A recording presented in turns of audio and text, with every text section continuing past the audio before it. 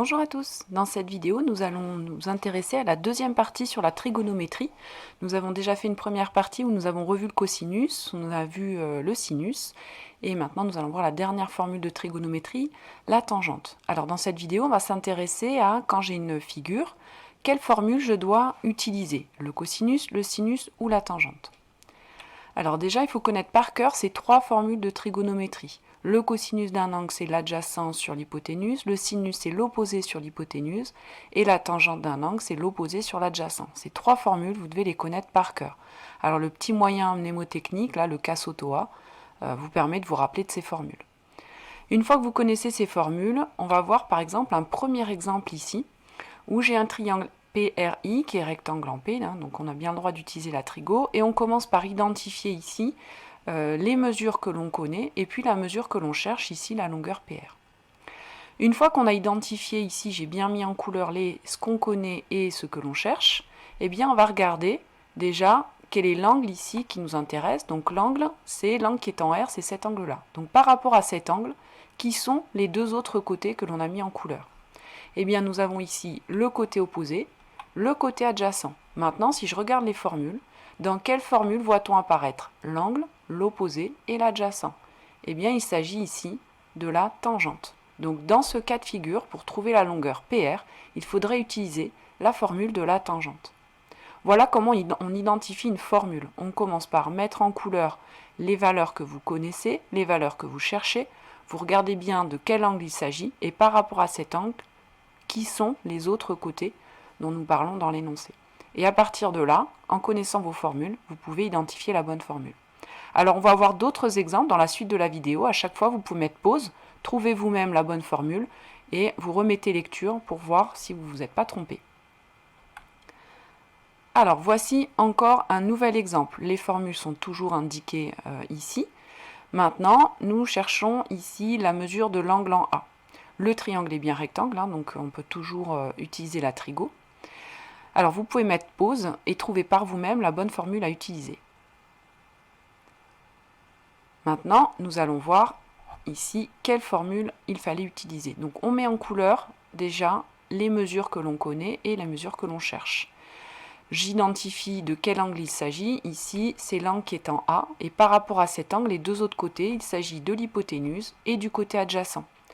Si je regarde dans mes formules, celle qui fait apparaître l'angle, l'adjacent, l'hypoténuse, c'est le cosinus. Ici, il fallait utiliser le cosinus pour pouvoir trouver la mesure de l'angle. Allez, exemple suivant. Même chose, vous pouvez mettre pause et remettre lecture juste après pour voir la correction. Alors dans cet exemple, même chose, je mets en couleur les mesures que je connais et la mesure que je cherche. Je vois que l'angle qui m'intéresse ici, c'est l'angle en D. Et par rapport à cet angle, le côté que je cherche, EF, c'est le côté opposé, il est en face de l'angle. Le côté DF qui mesure 6, c'est l'hypoténuse. Et donc ici, l'angle, l'opposé, l'hypoténuse, c'est la formule du sinus. Voilà pour cet exemple. Le suivant, même chose, vous pouvez encore mettre pause. Alors je mets en couleur les mesures que je connais et que je cherche. Par rapport à l'angle ici que je cherche, d'ailleurs c'est l'angle en R, par rapport à cet angle, le côté qui mesure 2,5 SD, c'est le côté opposé, c'est celui qui est en face. Le côté RD, c'est en fait l'hypoténuse, celui-là vous le connaissez bien, c'est celui qui est en face de l'angle droit.